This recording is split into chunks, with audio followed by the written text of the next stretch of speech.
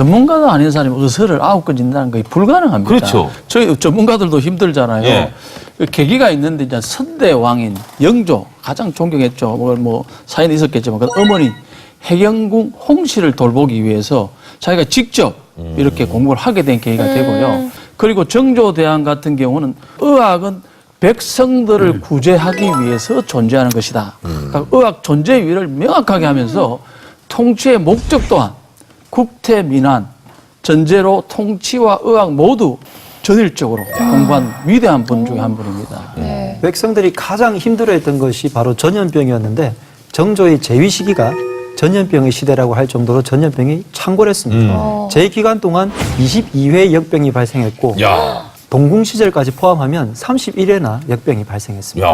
아니 백성을 이렇게나 사랑하는 정조인데 그분이 재위 기간 동안 엄청난 전염병으로 백성들이 죽어 나갔던 거잖아요. 한의학에 빠질 수밖에 없었다는 생각을 또 하게 됩니다. 예, 그렇습니다. 이제 전염병이 이제 유행을 하니까 아무래도 민을 위한 마음에서 이 의학에 대한 관심을 이제 증폭시키는 그런 계기가 됐겠죠. 특히 이제 실제로 이렇게 상황을 보게 되면 너무도 많은 백성들이 고통을 받으면서 죽어가는 상황이 있지 않겠습니까? 그러니까 아무래도 그런 부분 때문에 더 열심히 한의학 발전을 위해서 노력을 하셨던 겁니다.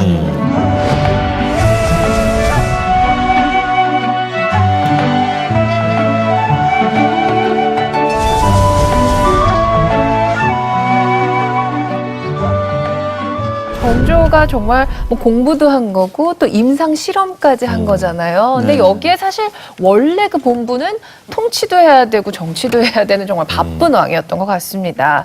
그런데 이 아버지 사도세자의 죽음을 눈앞에서도 봤잖아요, 정조가. 그렇죠, 그런데도 이 할아버지 영조에 대한 효심이 대단했네요. 그렇죠. 이제 그 부분은 안타까워하지만은 정조가 워낙 잘했잖아요. 정치도 잘하고 자기한테도 잘했고 했는데 한평생 사실은 그 트라우마, 화병에 아주 시달립니다. 그래서 정조를 죽음으로 이끌게 한 그동안 이게 종기예요, 종기. 화병이 이제 대표적인 종기, 종양이죠, 외부로 나타나는. 이 화병으로 인한 것으로 보이고요. 실질적으로 이제 이런 말을 남기기도 하죠.